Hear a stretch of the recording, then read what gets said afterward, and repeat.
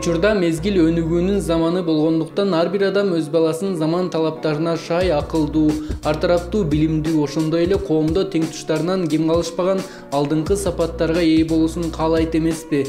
Баланын чоң бийиктерди багынтууга жетелөөчү негизги сапат бул лидерлик сапат. Лидерлик сапатка ээ болгон бала өзүнө тең курактагы балдар менен оңой тил табышууга, уюмду жетектөөгө, өзүндөгү жетишкендиктерди же көмүскө таланттарын коом алдында ачык билдирүүгө, шайыр жана энергиялуу болууга жөндөмдүү болот. Бирок мына ушул артыкчылыктарды өз ичине камтыган лидерлик сапатты балдарда кантип тарбиялайбыз? Балдардагы лидерлик сапатты ойготуш үчүн баланын биринчиден эмнеге кызыгуусун аныкташ керекпиз. Баланын кызыгуусун аныктагандан соң ошол кызыгууларына жараша атайын этап менен ишмердүүлүктөрдү жүргүзүш керекпиз. Ар түрлүү ошого жараша көндүмдөрдү жүргүзүш керекпиз. Балада сөзсүз түрдө жоопкерчиликтүү сезимди калыптандырыш керекпиз. Себеби лидер жоопкерчиликтүү адам. Лидер бул өзүнүн жакындарын, өзүнүн курбуларын биргеликте ойлоп, аларды алдыга тарта турган адам. Мына ошондой көндүмдөрүн балага калыптандыртыш керекпиз. Жана баланы өз алдынча иштегенге үйрөтүш керекпиз. Көпчүлүк учурда бала үчүн ата-эне чечип койгон учурлар өтө көп болот да.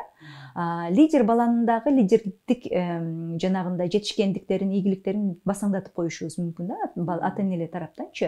Баланын курчап турган чөйрөсү балага көбүрөөк китеп окуганга үндөсө, же болбосо жакшы керектүү жумуш аткарганга, же керектүү пайдалуу иштерди кылганга үндөсө, бала ошого жараша өзгөрүлө баштайт. Япон элинде балага балык кармап бербестен аларга балыкты алуунун жолун көрсөткүлө, тагыраагы кайырмак бергиле деп айтышат. Анын сыңарындай бул сыяктуу өз алдынчалуулукка үйрөтүүчү көндүмдөр баланы өзүнүн көйгөйүн өзү чечүүгө, маселени критикалык ой жүгүртүүгө, чечим табууга үйрөтүүчү тажрыйба. Бул дегенибиз балага оор жумуштарды илип коюу деген эмес, бирок майда иштер аркылуу баланын баштапкы оң сапаттарын калыптандыруучу чыдамкайлыкка, жоопкерчиликке, айлана чөйрөгө, өз абийирине соол салып, туура мамиле жасоого жол көрсөтүүгө болот. Бул сапаттар албетте лидерлик сапатка тарбиялайт.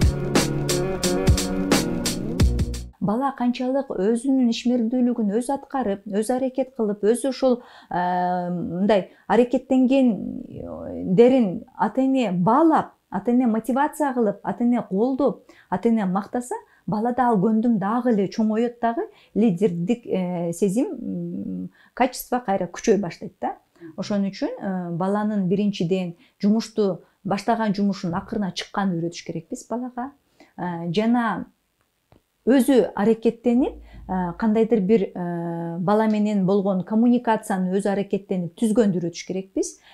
Жана бул изденүүнү үйрөтүш керекпиз да. Изденүү деген нерсе, адам бул өзүн издейт экен да, адам өмүр бою өзүн издеп, өзүнүн үстүндө иштейт экен. Балага да ошону үйрөтүш керекпиз. Сага эмне жагып жатат? Ошол жаккан учурда сен кандай ишмердүүлүктөрдү көбүрөөк аткаргың келип жатат? Кандай китептер сага кызыктуу? Ал китептер менен кимдер менен бөлүшкүң келет? Кимдер менен бөлүшкөн жакшы деген суроолор аркылуу баланын дагы эле ушул лидерликке болгон аракетин күчөтсөк, биз утуш биз тарапта болот да.